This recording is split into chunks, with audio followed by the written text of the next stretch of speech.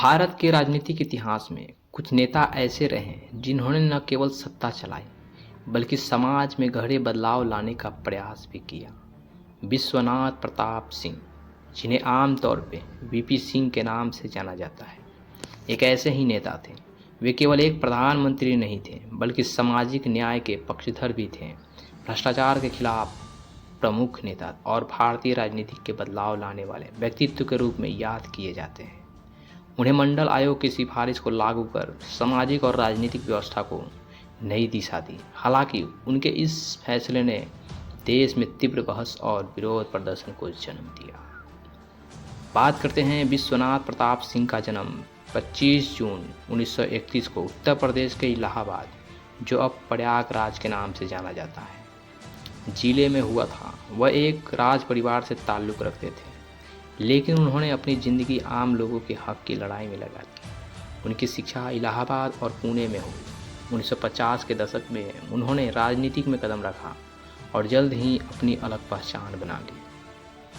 मुख्यमंत्री से प्रधानमंत्री तक का सफर।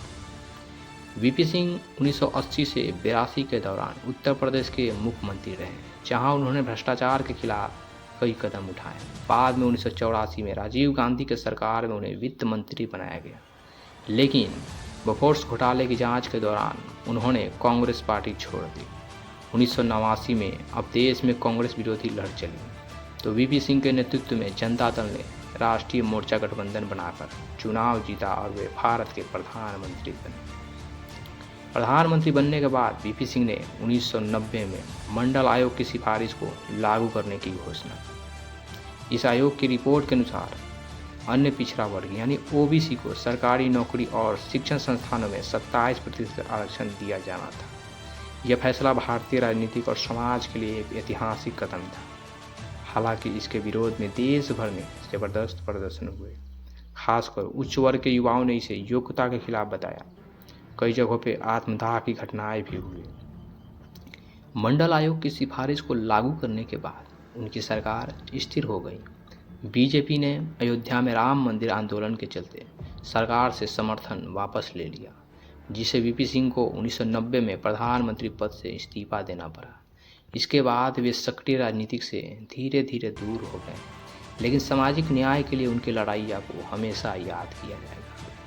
वीपी सिंह केवल एक राजनेता नहीं थे, बल्कि भारतीय समाज को एक नई दिशा के लिए विचारक भी थे।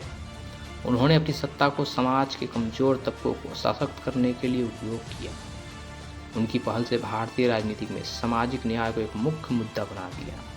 27 नवंबर 2008 को उनका निधन हो गया, लेकिन उनकी याद, नीतियाँ और संघर्ष आज भी भारतीय राजनीति में प्रभावशाली है।